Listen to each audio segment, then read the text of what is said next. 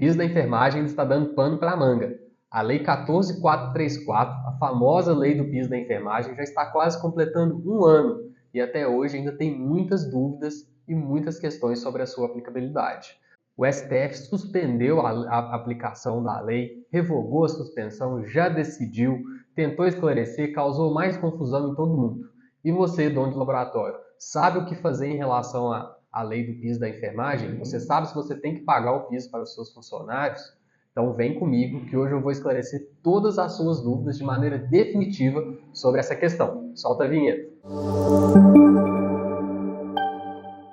Olá, seja muito bem-vindo ao canal do Cardoso Freire Consultoria, o único escritório no Brasil especializado em laboratórios de análise clínicas de pequeno e médio porte. Eu sou Samuel, consultor de compliance trabalhista, e hoje eu vou falar sobre o piso da enfermagem e as implicações para o seu laboratório. Primeiramente, eu preciso contextualizar esse vídeo para vocês. Esse vídeo está sendo gravado no dia 21 de julho de 2023, então tudo que eu falar é o que existe até hoje. Pode ser que no momento que você esteja vendo esse vídeo, alguma coisa já tenha mudado. Se você quiser se manter sempre atualizado sobre tudo que estiver acontecendo a esse respeito e outras notícias em relação a laboratórios de análises clínicas, segue a gente no Instagram, @jurídico de laboratório, o editor vai colocar aqui embaixo para nós.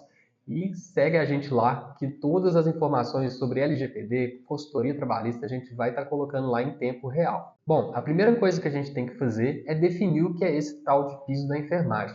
Piso da enfermagem é uma discussão que corre há muitos anos no parlamento brasileiro, uma bandeira defendida pela classe há muitos anos já, até que finalmente, em agosto do ano passado, foi publicada a Lei 14.434, que definiu o valor mínimo que deve ser pago à categoria da enfermagem, abrangendo tanto enfermeiros de curso superior, técnicos, assistentes, parteiros, todas as pessoas que se qualificam dentro da enfermagem. Esta Lei 14.434 definiu como valor mínimo para enfermeiros de curso superior o valor de R$ 4.750. O editor vai colocar a listinha aqui para a gente, eu vou falar para vocês, mas segue aqui que fica mais fácil. Os técnicos de enfermagem recebem 70% deste valor, equivalente a R$ 3.325. E os auxiliares de enfermagem e parteiros recebem 50% desse valor, referente a R$ 2.375. E o que o STF decidiu? Bom, logo que a lei foi publicada, o STF suspendeu a sua aplicação, porque existiam muitas dúvidas em relação a de onde sairia o dinheiro para o pagamento do setor público e das onerações excessivas que o setor privado poderia sofrer com isso, causando demissões em massa, fechamento de empresas e desassistência a muitos pacientes. Aqui eu vou tratar especificamente das implicações para o setor privado. O STF decidiu que para o setor privado é requisito obrigatório de aplicação do piso salarial da enfermagem a realização de negociação coletiva prévia. O STF estabeleceu o prazo de 60 dias contados a partir da publicação da sua decisão para que essa negociação seja realizada. Esse prazo se iniciou no dia 12 de julho de 2023, data em que foi publicada no Diário Oficial a decisão do STF. O prazo de 60 dias, então, corre até o dia 10 de setembro. Até 10 de setembro tem que ser finalizadas as negociações coletivas para que não seja aplicado o piso ao setor privado. Então, sem negociação, a partir do dia 11 de setembro, o piso já será exigível para os funcionários que se aplicam.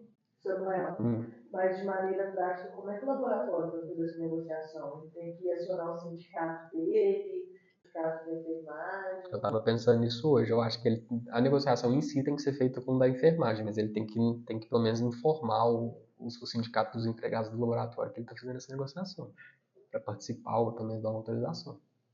Porque o vínculo não é direto, né? Entendi. Mas aí é sindicato com sindicato ou o laboratório pode ir sozinho para essa negociação? Pode sozinho, mas o mais comum é sindicato com sindicato. Entendeu? Lembrando que a negociação coletiva é gênero, da qual temos duas espécies. A convenção coletiva de trabalho, que é a negociação realizada entre sindicato e sindicato, e o acordo coletivo de trabalho, que é a negociação realizada diretamente pela empresa com o sindicato. Ou seja, o seu laboratório pode negociar diretamente com o sindicato dos enfermeiros, como também pode negociar através do sindicato das empresas aplicável à sua região. Até a data de hoje, 21 de julho de 2023, não se tem notícia de nenhuma negociação que tenha tido sucesso. A Confederação Nacional de Saúde, que foi quem entrou com a ação junto ao STF, questionando a lei do piso da enfermagem, informou que todas as negociações até o momento têm sido infrutíferas, porque os sindicatos dos enfermeiros têm sido extremamente intransigentes, pois se a negociação for frustrada, ou seja, não tiver êxito, eles terão garantido a aplicação do piso. E Samuel, o que tudo isso significa para o meu laboratório? O que isso implica no meu dia a dia, para os meus funcionários? Eu tenho funcionário aqui que tem formação em técnico de enfermagem, mas ele trabalha com outra coisa. O que isso significa para mim? Bom, isso vai depender muito de como é a estrutura da sua empresa. Se você tem funcionários com formação em técnico de enfermagem, mas que foram contratados para a função de coletador de material biológico, o piso não será aplicável.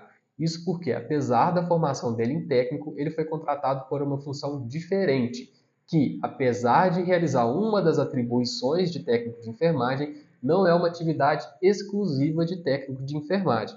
Ou seja, qualquer pessoa com formação em primeiro ou segundo grau com um curso de capacitação pode ser coletador de material biológico.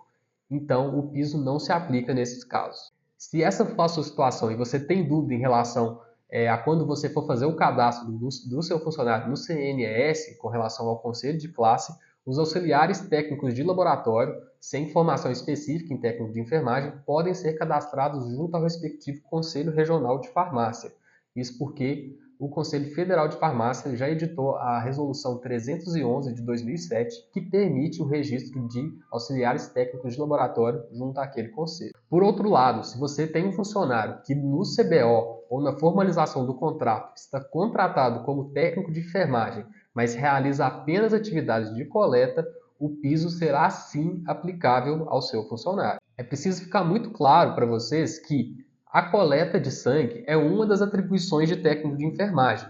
Não é uma atividade exclusiva de técnico de enfermagem. Por isso que outras pessoas podem ser contratadas também. Porém, se você contratou e no registro está como técnico de enfermagem e ele realiza uma atribuição, ele é sim técnico de enfermagem dentro do seu laboratório. Então, nesse caso, o piso é aplicável e, salvo negociação coletiva em sentido contrário, a partir de 11 de setembro de 2023, você terá que pagar o piso.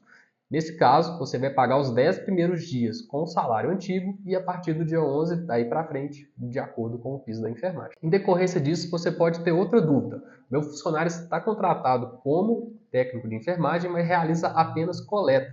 Posso mudar a função dele para evitar de pagar o piso?